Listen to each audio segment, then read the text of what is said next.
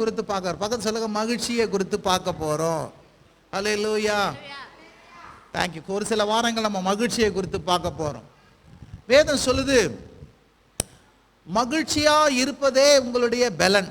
சொல்லுங்க, மகிழ்ச்சியா இருப்பதே எது தெரியுமா? பலன். What is the your strength? நீங்க துக்கமா இருந்தா உங்க பலன் இருக்காது. துக்கமா இருந்தா பலன் இருக்கவே. நீ மகிழ்ச்சியா இருந்தா பலன் உள்ளவனா இருப்ப. மகிழ்ச்சியா இருப்பது தான் பலன். சொல்லுங்க, மகிழ்ச்சியா இருப்பது தான் பலன். அதான் பவுல் சொல்றாரு பாருங்க, மீண்டும் மீண்டுமாய் சொல்லுகிறேன், சந்தோஷப்படுங்கள் சந்தோஷப்படுங்கள் சொல்றார். சொல்லுங்க, சந்தோஷமா இருங்கள். பக்கத்து சொல்லுங்க, சந்தோஷமா இருங்கள் சந்தோஷமா இருங்கள். மீண்டும் மீண்டுமாய் சொல்லுகிறேன் என்று பிலிப்பியர்ல சொல்றார். எப்போ சொல்றாருங்க? ஜெயில இருக்க சொல்றாருங்க. அவரு எங்க சொல்றாருங்க? ஜெயில இருக்க சொல்ல இவரு சொல்றாரு. வெளியே இருக்கிறவங்க எப்பா சந்தோஷமா இருப்பா சந்தோஷமா இரு. அவரு கேட்க, நீங்க ஜெயில இருக்கிறீங்களா, நாங்களாம் துக்கமா? ஏன்ல இல்லை, என்ன பார்த்து துக்கமா இருப்பேன்? நான் துக்கமா இல்லை. சிறை கதவுகள் என்னை அகர்த்திருக்கலாம், நான் கர்த்தருக்குள் என்ன பண்றேன்? மகிழ்ந்து இருக்கிற. இருந்த ஒரு ஆமேன்னு சொல்லுங்க. உங்க வாழ்க்கையில அலை போல 1000 பிரச்சனை வந்து மோதும்.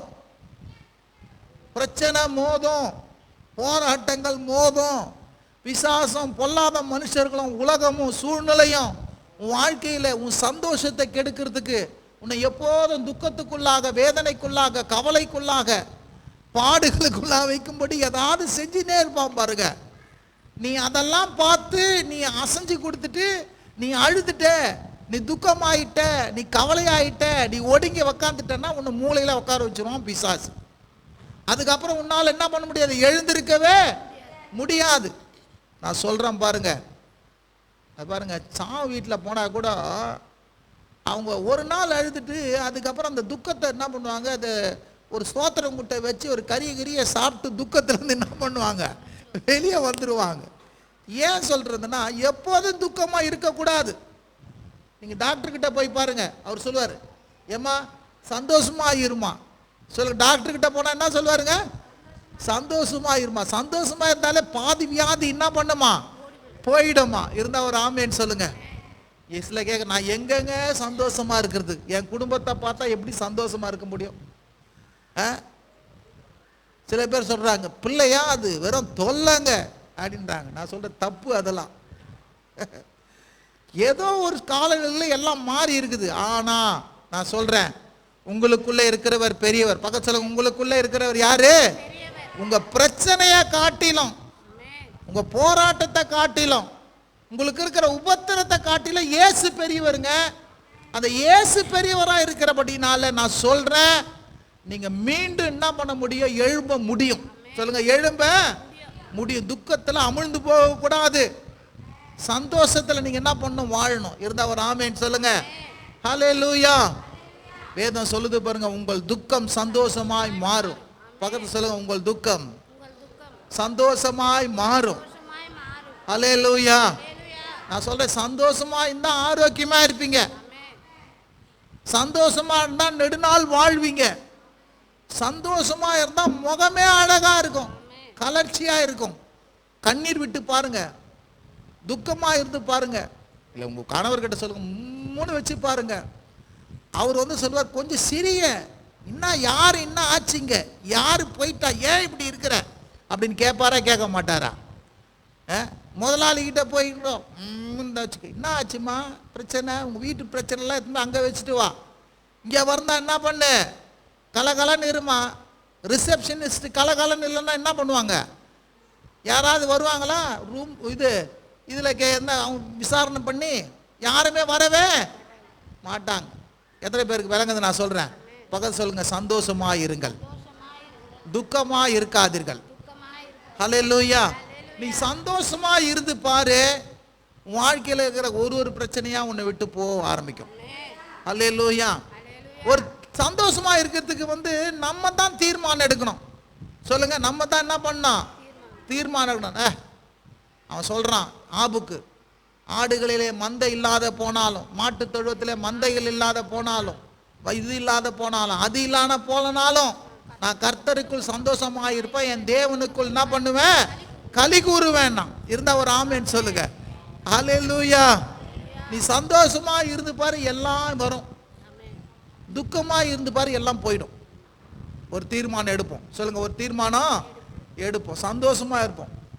ஹல்லேலூயா. நீ சிரிச்ச முகமா வந்து பாரு, உங்ககிட்ட எல்லாம் பேசுவாங்க. உம்முன்னு இருந்து பாரு, கம்முன்னு எல்லாம் போயிடுவாங்க. என்ன பண்ணுவாங்க? உம்முன்னு இருந்து பாரு, உங்ககிட்ட யாரும் பேச மாட்டாங்க, கம்முன்னு வெளியே போயிடுவாங்க. ஐயோ வானப்பா, அவர் இன்னும் கோமாகிறாரு, அவர்கிட்ட போய் பேசி நம்ம என்ன பண்றது? ஹல்லேலூயா. விலகுறவங்களா ஒரு ஆமேன் சொல்லுங்க. சரி, இப்போ நம்ம கவனிப்போம். ஏசாயா தீர்க்கதரிசன புஸ்தகம் மகிழ்ச்சியை குறித்து நம்ம தலைப்பே போட்டுறோம். இப்போலாம் யார் யார் பார்த்தீங்க? தலைப்பை பார்த்தீங்களா? நம்ம என்ன பிரசங்கம் பண்ணுறோம், முன்னாடி தலைப்பை போட்டு அனுப்பிச்சிடுறோம் உங்களுக்கு. ஏசாயா தீர்க்கதரிசன புஸ்தகம் 35 ஒரு சில வாரங்கள் மகிழ்ச்சியை குறித்து பார்க்க போகிறோம். சொல்லுங்க, மகிழ்ச்சியை குறித்து பார்க்க போகிறோம். 35வது வசனம்.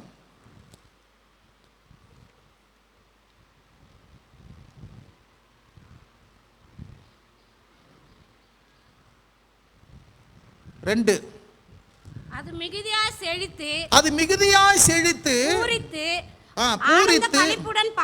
பூரித்து ஆனந்த களிப்புடன் பாடும் லீபோனின் மகிமையும் கர்மேல் சாரோன் என்பவரின் அலங்காரமும் அதற்கு அளிக்கப்படும். அவர்கள் கர்த்தருடைய மகிமையும் நமது தேவனுடைய மகத்துவத்தையும் காண்பார்கள். அவர்கள் கர்த்தருடைய மகிமையும் தேவனுடைய மகத்துவத்தையும் என்ன பண்ணுவார்கள்? காண்பார்கள். இந்த வேதம் சொல்லுது பாருங்க, இது இஸ்ரவேல் ஜனங்களை குறித்து சொல்லுகிற ஒரு வார்த்தை. வனாந்தரமும் வறண்ட நிலமும் மகிழ்ந்து, சொல்லுங்க, வனாந்தரமும் வறண்ட நிலமும் மகிழ்ந்து கடுவெளி கழித்து புஷ்பத்தை போல் செழிக்குமா. நான் சொல்றேன், உங்க வாழ்க்கையில இனி வனாந்தரம் இல்லை. உங்க குடும்பத்துல, உங்க தொழில, வியாபாரத்துல, ஊழியத்துல இனி வனாந்தரம் இல்லை.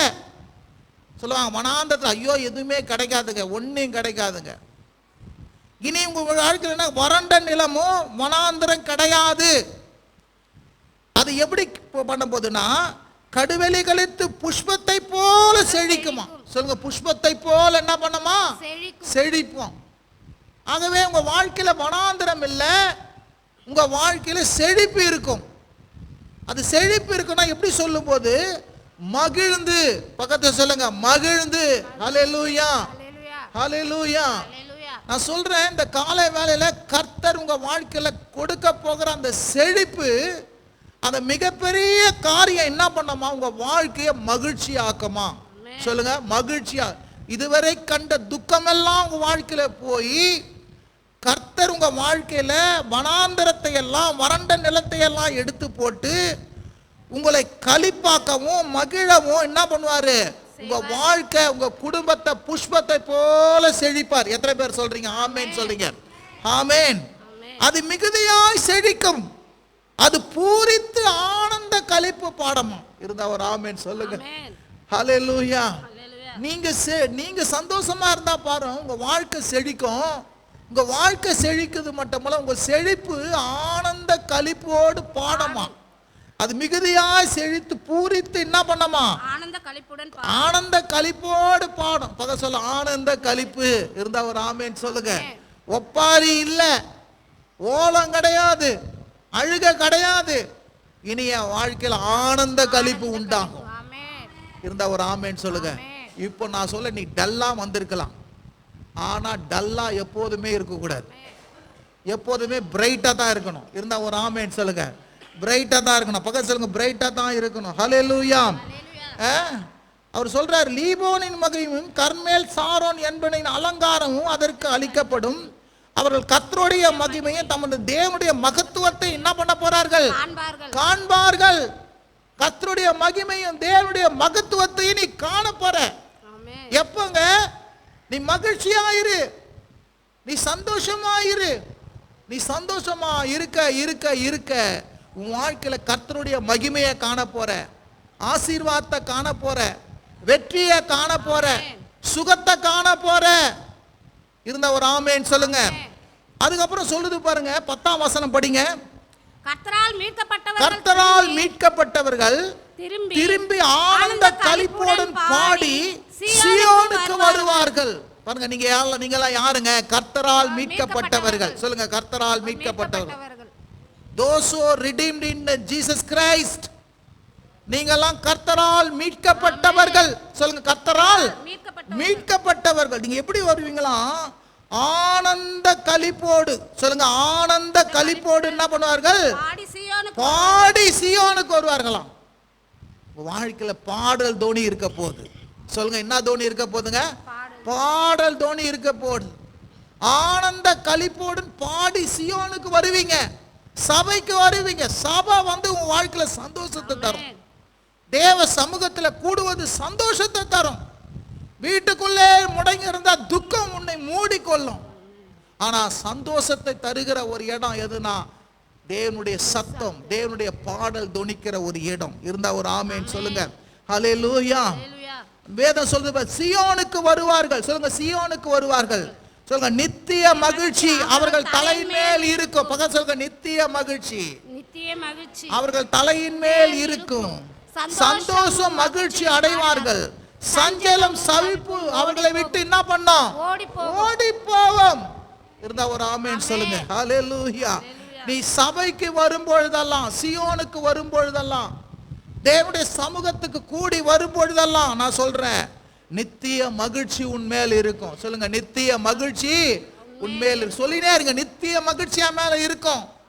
சஞ்சலம் தவிப்பு என்னை விட்டு ஓடி போகும். அல்லேலூயா. சந்தோஷமும் மகிழ்ச்சியும் அடைவார்கள். சொல்லுங்க, சந்தோஷம் மகிழ்ச்சியும் அடைவார்கள். இருந்தா ஒரு ஆமென் சொல்லுங்க. யாராவது உங்க வீடை பார்த்து இது துக்க வீடாங்க பாருங்க. இந்த அரசாங்கத்தில் கூட யாராவது செத்துட்டா கொடியை வந்து கீழே இறக்குவாங்க. ஒரு 10 நாள் இறக்கிட்டு 3 நாள் இறக்கிட்டு என்ன பண்ணுவாங்க? திருப்பி மேலே தூக்கிடுவாங்க. ஏன்னா துக்கமா தொடர்ந்து இருக்க என்ன பண்ண மாட்டாங்க? கருப்பு துணியை கொஞ்சம் போட்டுப்பாங்க, அப்புறம் எல்லாம் தூக்கி போட்டுருவாங்க. ஏன்?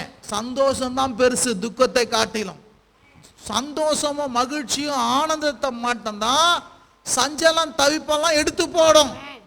நிறைவானது வரும்போது குறைவானது நம்ம விட்டு போகும். இருந்தா ஒரு ஆமென் சொல்லுங்க. ஆகவே தான் பவுல் சொல்ற சந்தோஷமாய் இருங்க. சொல்லுங்க, சந்தோஷமாய் இருங்க. பக்கத்தில் இருக்கிற கை பிடிச்சு சொல்லுங்க, நான் சந்தோஷமாய் இருக்க போகிறேன். நல்லா சத்தமா சொல்லுங்க, நான் சந்தோஷமா இருக்க போகிறேன். ஹல்லேலூயா. நீங்க சந்தோஷமா இருக்க போறேன்னு தீர்மானம் பண்ணிட்டா பிசாசுக்கு ஒரு குழப்பம் வந்துடும். என்னடா இவன் போய் சந்தோஷமா இருக்கிறேன்னு சொல்லிட்டானே.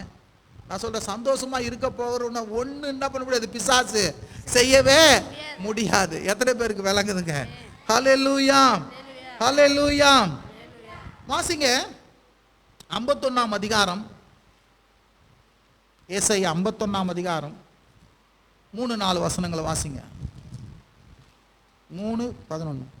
கர்த்தர் சீயோனுக்கு ஆறுதல் செய்வார். கர்த்தர் சீயோனுக்கு ஆறுதல் செய்வார். அவர் அதன் பாழான ஸ்தலங்களை எல்லாம் தேறுதல் அடைய செய்து, அவர் அது பாழான ஸ்தலங்களை எல்லாம் தேறுதல் அடைய செய்து, அதன் வனாந்தரத்தை ஏதேனை போலவும், அதன் வனாந்தரத்தை ஏதேனை போலவும், அதன் அவாந்தர வெளியை கர்த்தரின் தோட்டத்தை போலவும் ஆக்குவார். அதன் அவாந்தரத்தை கர்த்தரின் தோட்டத்தை போல ஆக்குவார். சந்தோஷமும் மகிழ்ச்சியும் துதியும், சந்தோஷமும் மகிழ்ச்சியும் துதியும், கீத சத்தமும் அதில் உண்டாயிருக்கும். ஹல்லேலூயா.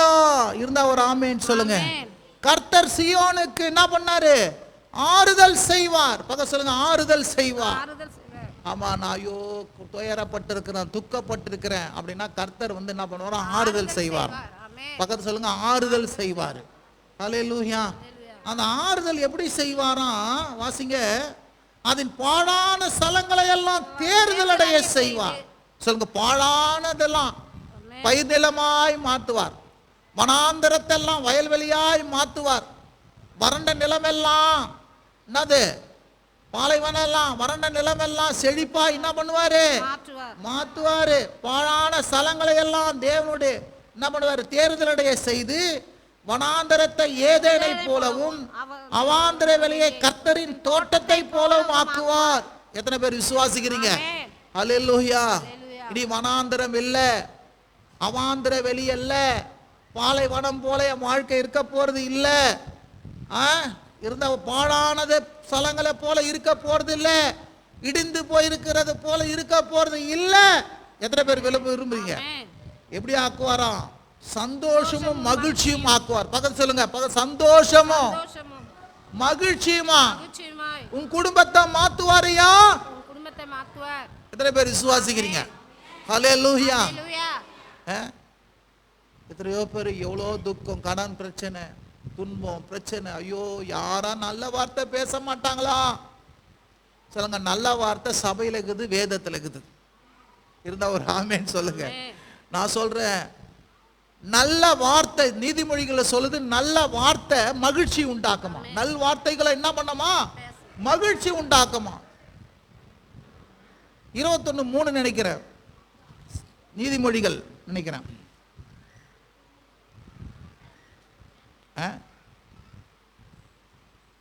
15:23 நினைக்கிறேன். படிங்க அந்த வார்த்தை.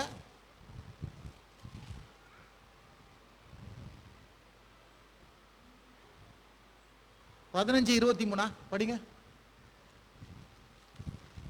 நீதிமொழிகள். மனுஷனுக்கு தன் வாய்மொழியினால் மகிழ்ச்சி உண்டாகும். ஏற்ற காலத்தின் சொன்ன வார்த்தையை எவ்வளவு நல்லது. சொல்லுங்க, மனுஷனுக்கு சொல்லுங்க, எல்லாம் சொல்லுங்க. மனுஷனுக்கு தன் வாய்மொழியினால் மகிழ்ச்சி உண்டாகும். வாய்மொழியினால் என்ன பண்ணமுன்னா மகிழ்ச்சி உண்டாகும். ஆமா, நல்ல வார்த்தைகள் எப்போதுமே மகிழ்ச்சி உண்டாகும். பக்கத்துல சொல்லுங்க, மகிழ்ச்சி உண்டாகும். எல்லாம் சொல்ல வீட்டில் போன எப்பா நல்ல வார்த்தை பேசுமான்னு. என்ன சொல்லுவாங்க? நல்ல வார்த்தை பேசுங்கன்னுவாங்க. நல்ல வார்த்தை எங்க இருக்குதுங்க? வேதத்தில் இருக்குது. நல்ல வார்த்தை எங்க இருக்குது? எங்க தேடணும்? உங்க வாயில தேடணும். எத்தனை பேருக்கு விளக்குதுங்க? உங்க வாயில நீங்க நல்லதை பேச ஆரம்பிச்சா, சந்தோஷத்தை பேச ஆரம்பிச்சா சந்தோஷம் வந்துடும். நல்ல வார்த்தை மகிழ்ச்சி உண்டாக்கும். பக்கத்து சொல்லுங்க, நல்ல வார்த்தை. ஹல்லேலூயா. பக்கத்து சொல்லுங்க, நல்ல வார்த்தை மகிழ்ச்சி உண்டாக்கும். அதனால தான் இங்க 53 சொல்றாரு பாருங்க, 51 சொல்றாரு. அவர் என்ன சொல்றாரு? சந்தோஷம் மகிழ்ச்சியும் அங்க உண்டாகுமா. சொல்லுங்க, சந்தோஷமும் மகிழ்ச்சியும் உண்டாகும். இருந்தா ஒரு ஆமென். சந்தோஷம் மகிழ்ச்சியும் துதியும் கீதவாதியம் உண்டாயிருக்கும். சொல்லுங்க, துதியும் கீதவாதியம் உண்டாயிருக்கும். ஹல்லேலூயா. ஏன் இங்க கீதெல்லாம் வாசிக்கிறோம்? ஏன் கீதம் சந்தோஷத்தினால வாசிக்கிறோம். கர்த்தருக்குரிய சந்தோஷத்தினால வாசிக்கிறோம். இருந்தா ஒரு ஆமென் சொல்லுங்க. ஹல்லேலூயா, ஹல்லேலூயா. சங்கீதம் சரி, இது எசையா 11ஆம் வசனம் இதிலே படிங்க. இதிலே 11 படிங்க. அப்படியாய் கர்த்தரால் மீட்கப்பட்டவர்கள், அப்படியாய் கர்த்தரால் மீட்கப்பட்டவர்கள் ஆனந்த களிப்புடன் பாடி, சொல்லுங்க, ஆனந்த களிப்புடன் பாடி சீயோனுக்கு திரும்பி வருவார்கள். சீயோனுக்கு திரும்பி வருவார்கள். நித்திய மகிழ்ச்சி அவர்கள் தலையின் மேல் இருக்கும். சொல்லுங்க, நித்திய மகிழ்ச்சி அவர்கள் தலையின் மேல் இருக்கும். சந்தோஷமும் மகிழ்ச்சியும் அடைவார்கள். சந்தோஷமும் மகிழ்ச்சியும் அடைவார்கள். சஞ்சலமும் தவிப்பும் ஓடிப்போம். சஞ்சலம் தவிப்பு ஓடி போகும். எல்லாம் சேர்ந்து படிப்போமா? நீங்க எல்லாம் சேர்ந்து படிங்க அந்த வசனத்தை. அப்படியே கர்த்தரால் மீட்கப்பட்டவர்கள் ஆனந்த களிப்புடன் பாடி சீயோனுக்கு திரும்பி வருவார்கள். நித்திய மகிழ்ச்சி அவர்கள் தலைமேல் இருக்கும். சந்தோஷமும் மகிழ்ச்சியும் அடைவார்கள். சஞ்சலம் தவிப்பு அவர்களை விட்டு ஓடி போகும். ஹல்லேலூயா. யார் தலைமையில கை வீசுங்க. சந்தோஷம் மகிழ்ச்சியும் என் தலையின் மேல் இருக்கும். சொல்லுங்க, சந்தோஷம் மகிழ்ச்சியும். தலைமையில கை வச்சுக்க. சந்தோஷமும் மகிழ்ச்சியும் என் தலையின் மேல் இருக்கும்.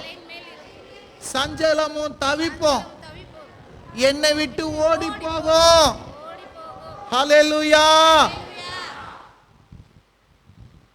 சந்தோஷம் தலையின் மேல வந்துச்சுன்னா சஞ்சலத்துக்கும் தவிப்புக்கும் இடம் கிடையாதுங்க. உங்க வாழ்க்கையில இடம் கிடையாது. பக்கம் சொல்லுங்க, உங்க வாழ்க்கையில என்ன இல்லைங்க? ஹல்லேலூயா. அப்ப ஒரு தீர்மானம் எடுக்கணும். நான் கர்த்தரால் மீட்கப்பட்டவன். இந்த கர்த்தரால் மீட்கப்பட்டவன், ரட்சிக்கப்பட்டவன் அப்பப்போ என்ன பண்ணணும்? இந்த சந்தோஷத்தை டாப் அப் பண்ணணும். எப்படியா டாப் அப் பண்ண? வசனத்தை கேளு, பாடு, துதி. வீட்டில எல்லாம் மியூசிக்லாம் வாங்கி வச்சுக்கோ, கீபோர்டெல்லாம் வாங்கி வச்சுக்கோ. ஒரு பாடி என்ன பண்ணு? கர்த்தரை துதி. எல்லாம் கேட்போம். என்னப்பா அவங்களாம் ஒரு கீதவாதியெல்லாம் பேசுக்குது, அவங்க எதுவும் சந்தோஷமா இருக்கிறாங்க போலப்பா, அதான்ப்பா பாட்டு பாடுறாங்க. வேதம் சொல்லுது, நீதிமானோ பாடி மகிழ்வான். சொல்லுங்க, பக்கம் சொல்ல, நீதிமான் நான் பாடி மகிழ்வேன். சில பேர் என்ன பண்ணுவாங்க? பாடினே சமையல் செய்வாங்க. பாடினே என்ன பண்ணுவாங்க, க்ளீன் பண்ணுவாங்க. ஏங்க தப்பா சும்மா கம்முன்னு வேலை செஞ்சிருந்தா வச்சுங்களேன், எதையாவது ஒரு பிசாசு சிந்தையை போட்டுட்டே இருப்பான். இதுல ஏற்கனவே அப்பாயின்மெண்ட் பண்ணி ஒரு ஒர்க் கொடுத்துட்டோன்னு வச்சுக்கோங்க, அப்ப பிசாசு வேற எந்த காரியத்தை என்ன பண்ண முடியாது, மனதில் போடவே முடியாது. எத்தனை பேருக்கு விளங்குதுங்க? அதனால தான் நிறைய பேர் பாருங்க பாடினே வேலை செய்வாங்க, பாடினே துணி துவைப்பாங்க. எத்தனை பேர் அப்படி பார்த்துக்கிறீங்க? நிறைய. அல்லேலூயா. ஏயா நீ பாடிட்டே இருந்தேன்னு வச்சுக்க, துதிச்சுனே இருந்தேன்னு வச்சுக்க, சோத்திரம் பண்ண வச்சுக்க, நீ துக்கம் அடையவே மாட்ட. சொல்லுங்க, துக்கம் அடையவே. சஞ்சலம் தவிப்பு விட்டு ஓடி போகும். சொல்லுங்க, சஞ்சலம் தவிப்பு விட்டு என்ன பண்ணுங்க, ஓடி போகும். 55ஆம் அதிகாரம் 12ஆம் வசனம் எடுத்து வாசிங்க. ஏசாயா. நீங்கள் மகிழ்ச்சியாய் புறப்பட்டு சமாதானமாய் கொண்டு போகப்படுவீர்கள். பர்வதங்களும் மலைகளும் உங்களுக்கு முன்பாக வெம்பிரமாய் முழங்கி வெளியின் மரங்கள் எல்லாம் கை கொட்டும். பாருங்க, வெளியின் மரங்கள் எல்லாம் கை கொட்டும். இந்த இஸ்ரவேல் மக்களை பார்த்து அவர் சொல்றாரு, எப்பா நீங்க அடிமையா இருக்கிறீங்க, ஆனா இந்த அடிமை ரொம்ப நாளைக்கு இல்லை. கர்த்தர் உங்கள் மீட்கும் கூடிய காலம் வந்து விட்டது, ரட்சிக்கக்கூடிய காலம் வந்து விட்டது அப்படின்னு சொன்னார். அந்த மீட்கும் காலம், ரட்சிக்கும் காலம் உண்டாகும் போது என்னன்னா, நீங்கள் மகிழ்ச்சியாய் புறப்படுவீர்கள். இஸ்ரவேல் ஜனங்கள் 430 வருஷம் துக்கப்பட்டிருக்கிறவங்க மகிழ்ச்சியா என்ன பண்ணாங்களாம், புறப்பட்டாங்களாம். நான் சொல்றேன், எப்போ இயேசு உங்க வாழ்க்கையில வந்ததோ உங்க வாழ்க்கையில மகிழ்ச்சி வந்து விட்டது. இருந்தா ஒரு ஆமென் சொல்லுங்க. ஹல்லேலூயா. சமாதானம் வந்து விட்டது. ஹல்லேலூயா. சமாதானம் வந்து விட்டது. அவர் சொல்றாரு, பர்வதங்களும் மலைகளும் உங்களுக்கு முன்பாக என்ன பண்ணுமா, கெம்பீரமாய் முழங்குமா. ஓ, நீங்க சந்தோஷமா இருந்தா பாருங்க, உங்க சுத்தி இருக்கிற பர்வதமும் மலைகளும் சந்தோஷப்படுமா. எருசலேமுக்கு சொல்றாங்க, எப்பா நீ சந்தோஷமா இருப்பா, நீ சந்தோஷமா இருக்கிறத பார்த்தா மலைகளும் பர்வதங்களும் என்ன பண்ணமா, சந்தோஷம் பாடமா. வெளியில் உள்ள மரங்கள் எல்லாம் என்ன பண்ணமா, நீ சந்தோஷமா இருந்தா கை கொட்டமா, ஆடமா, பாடமா. நிஜமாங்க, மரத்துக்கு கூட அந்த சக்தி இருக்குது. நீங்களும் நானும் சந்தோஷமா இருந்தா அதுவும் சந்தோஷமா இருக்கும். ஹல்லேலூயா. நான் கேட்குறேன், மலைகளே நாம சந்தோஷமா இருக்கும்போது அது சந்தோஷமா இருக்குதுன்னா, மரங்களும் கை கொட்டும்னா, நான் சொல்றேன், ஒருவருக்குள்ள இருக்கிற சந்தோஷம் அடுத்தவர்களுக்குள்ள வரும். ஆமென்.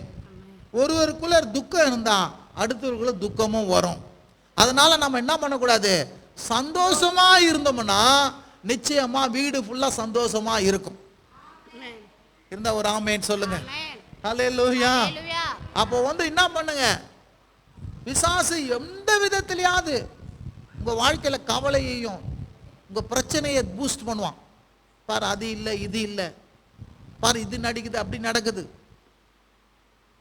கொஞ்சம் அழு, கொஞ்சம் கோபப்படு, கொஞ்சம் கண்ணீர் விட்டு நிறு, கொஞ்சம் உம்மு நீரு, கொஞ்சம் கம்மு நீரு, பேசாத, கடுகடு நீரு அப்படின்னு ஏதாவது ஒன்று இல்லைன்னு பிசாசு எதனா போட்டுனே இருப்பான். நீ அதெல்லாம் தூக்கி போட்டுட்டு, நான் கர்த்தருக்குள் சந்தோஷமா இருப்பேன், நான் கர்த்தருக்குள் மகிழ்ச்சியா இருப்பேன் நீங்க சொல்லும் போது நான் சொல்றேன், உங்க வீட்டு சூழ்நிலையே மாறுங்க. சொல்லுங்க, உங்க வீட்டு சூழ்நிலையே என்ன பண்ணா மாறும். எத்தனை பேர் விசுவாசிக்கிறீங்க? ஹல்லேலூயா. நீங்க என்ன பண்ணணும், எந்த நிலைமையிலும் சந்தோஷமா இருப்பதை நீங்க தெரிந்து கொள்ள வேண்டும். நான் சொல்றேன், முதல்ல சந்தோஷத்தை எங்க தெரியுமா, ஆலயத்துக்கு வரும்போது தான் வாழ்க்கை சந்தோஷம். அந்த வாரம் ஃபுல்லா சந்தோஷமா இருப்பீங்க. இருந்தா ஒரு ஆமென் சொல்லுங்க. ஏயா, அதை வேதம் சொல்லுது, சந்தோஷம் ஒரு அபிஷேகம் மாதிரி, சந்தோஷம் ஒரு தைலம் மாதிரி. இருந்தா ஒரு ஆமென் சொல்லுங்க. சந்தோஷத்தின் அபிஷேகம் தந்து, வேதம் சொல்லு, சந்தோஷத்தினுடைய அபிஷேகம் தந்து. வாசிங்க 60ஆம் அதிகாரம் 15ஆம் வசனம். 60ஆம் அதிகாரம் 15ஆம் வசனம். நீ நெகிழப்பட்டதும் கைவிடப்பட்டதும் ஒருவரும் கடந்து நடவாதா இருந்தாய், ஆனாலும் உன்னை நித்திய மாட்சிமையாகவும் தலைமுறை தலைமுறையாக இருக்கும் மகிழ்ச்சியாக வைப்பேன். பாருங்க, நீ நெகிழப்பட்டதும் கைவிடப்பட்டதும் ஒருவருமாய் கடந்து வராதவருமாய் இருந்தாய். நம்ம முன்ன வாழ்க்கை பாஸ்ட் என்ன இருந்துச்சு, அப்படி கசக்கிப்பட்டதும் கைவிடப்பட்டதும் யாரும் நம்ம இடத்துல கடந்து வர முடியாத அளவுக்கு நம்ம வாழ்க்கை இருந்துச்சு. ஆனாலும் உன்னை நித்திய மாட்சிமையும் தலைமுறை தலைமுறையா இருக்கும் மகிழ்ச்சியாக என்ன பண்ணுவேன், வைப்பேன்னு சொல்லிட்டார். சொல்லுங்க, தலைமுறை தலைமுறையா மகிழ்ச்சியா வைப்பேன். இருந்த ஒரு ஆமேன்னு சொல்லுங்க.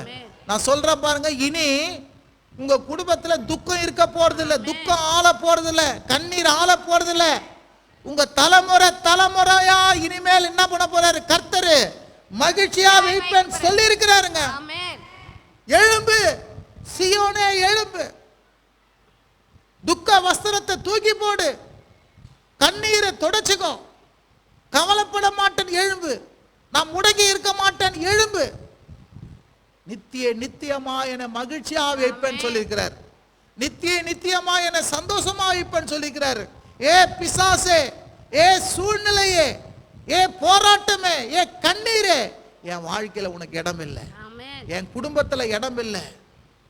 நான் சந்தோஷமா இருப்பதை எந்த சக்தியை என்ன பண்ண முடியாது, என்னை தடுக்கவே முடியாதுன்னு சொல்லி பாரு. உன்னை சுத்தி இருக்கிற எல்லா இருளும் எல்லா பிரச்சனையும் நீ போவதை என்ன பண்ணுவ பாப்ப. விளங்குறவங்களா ஒரு ஆமேன்னு சொல்லுங்க. ஹல்லேலூயா, ஹல்லேலூயா. 61ஆம் அதிகாரம் 7ஆம் வசனம் படிங்க. உங்கள் வெட்கத்துக்கு பதிலாக, சொல்லுங்க, உங்கள் வெட்கத்துக்கு பதிலாக இரட்டத்தனையாய் பலன் வரும். இரட்டத்தனையாய் பலன் வரும். எவ்வளவு வெட்கப்பட்டிருப்பீங்க கடவுளை அறியாத பிறகு. நான் சொல்றேன், இனி இரட்டத்தனையா பலன் வரும். பக சொல்லுங்க, இரட்டத்தனையா பலன் வரும். பக சொல்லுங்க, டபுள் போர்ஷனா எல்லாம் வரும். சொல்லுங்க, டபுள் போர்ஷன், இரட்டத்தனையா பலன் வரும். அப்புறம் லட்சைக்கு பதிலாக தங்கள் பாகத்தில் சந்தோஷப்படுவார்கள். லட்சைக்கு பதிலாக ரொம்ப அவமானம், ரொம்ப கேவலம், ரொம்ப கூனி குறுகி இருந்தோம். ஆனா என்ன பண்ண போற, கர்த்தர் தமது பாகத்தினாலே நம்மளை சந்தோஷப்பட வைக்க போறாரு. பகல் சொல்லுங்க, சாந்துக்கெல்லாம் கரங்களை தட்டி கர்த்தர் நாமத்தை மகிமைப்படும். சந்தோஷப்படுவார்கள். அது நிமித்தம் தங்கள் தேசத்திலே இரட்டிப்பான சுதந்திரம் அடைவார்கள். இரட்டிப்பான சுதந்திரம் அடைவார்கள். நித்திய மகிழ்ச்சி உண்டாகும். இந்த ஒரு ஆமென். இரட்டிப்பான சுதந்திரம் அடைவார். சொல்லுங்க, இரட்டிப்பான சுதந்திரம். இது வரைக்கும் நான் இழந்ததெல்லாம் எல்லாம் ரெண்டத்தனையா திரும்பி வரும். எத்தனை பேருக்கு விளங்குதுங்க? பொருளை இழந்தனா, சுகத்தை இழந்தனா, கனத்தை இழந்தனா, மதிப்பை இழந்தனா, காசை இழந்தனா, சொத்தை இழந்தனா, போட்டம் பரவாயில்ல, ஆனா கர்த்தர் என் வாழ்க்கையில வந்துட்டார். ரட்சிப்பு என் வாழ்க்கையில வந்துடுச்சு. இனி நான் என்ன பண்ண போறேன், ரெட்டத்தனையா எல்லாம் வரப்போகுது. மகிழ்ச்சி வரப்போகுது, நிம்மதி வரப்போகுது, ஆசீர்வாதம் வரப்போகுது, இயேசுவின் நாமத்தினால வரப்போகுது. அவர் எனக்காக சிலுவை சுமந்துட்டாரு, எனக்காக மரித்துட்டாரு. தேவ குமாரனாகிய இயேசு எனக்காக உயிர் தந்துட்டாரு. அவர் மரித்தவரா இல்ல, என் வாழ்க்கையில வந்துட்டாரு. இருந்தா ஒரு ஆமேன்னு சொல்லுங்க. இனி எல்லாம் ரெண்டத்தனையா வரும். அவமானம் இல்ல. பெர்குமென்ஸ் பாடுற, அவமானம் அடைய மாட்டேன் ஐயா பாடுறா இல்லையா? நிந்தையெல்லாம் எடுத்து போட்டேன் ஐயா. நான் சொல்றேன், நிந்தை கிடையாதுங்க. பேசினே இருங்க, பேசினே இருங்க, சொல்லினே இருங்க. ரெட்டத்தனையான பலன் வருவீங்க. நித்திய மகிழ்ச்சி உங்க மேல இருக்கும். அல்ல உங்க மேல மட்டும் இல்லங்க, உங்க பிள்ளைகள் மேல என்ன பண்ண போகுது, இனி மகிழ்ச்சி தான் இருக்க போகுது, சாபம் இருக்க போறது கிடையாது. விளங்குறவங்களா ஒரு ஆமேன்னு சொல்லுங்க. சாபம் இனி இருக்க போறது கிடையாது. விளங்குறவங்க ஒரு ஆமேன்னு சொல்லுங்க. ஹல்லேலூயா. எல்லாவற்றையும் மாற்ற இயேசு வந்துட்டார். உன் கண்ணீரையும், உன் துக்கத்தையும், உன் வேதனையும், உன் துன்பத்தையும், உன் பொல்லாத எல்லாவற்றையும் மாற்ற என் ஆண்டவராகிய இயேசு வந்துட்டாரு. ஹல்லேலூயா, ஹல்லேலூயா, ஹல்லேலூயா. ஆகவே வந்துட்டாரு பாருங்க இந்த இயேசு. இந்த இயேசு வந்துட்டபடினால இனி உன் வாழ்க்கை என்ன பண்ண போகுது, மாறப்போகுது. 65ஆம் அதிகாரம் 19ஆம் வசனம் வாசி பாருங்க. நான் எருசலேமின் மேல் களி கூர்ந்து என் ஜனத்தின் மேல் மகிழ்ச்சியாய் இருப்பேன். என் ஜனத்தின் மேல் நான் மகிழ்ச்சியா இருப்பேன். அழுகையின் சத்தமும், சொல்லுங்க, அழுகையின் சத்தமும் கூக்குரலின் சத்தமும் அதில் இனி கேட்கப்படுவதில்லை. ஓ, எல்லா கரங்களை தட்டி கர்த்தர் நாமத்தை மகிமைப்படுத்துங்க. ஹல்லேலூயா. நான் எருசலேமின் மேல களி கூர்ந்து என் ஜனத்தின் மேல் நான் மகிழ்ச்சியா இருப்பேன். கர்த்தர் சொல்றாருங்க, என் ஜனத்தின் மேல நான் மகிழ்ச்சியா இருப்பேன். எப்பா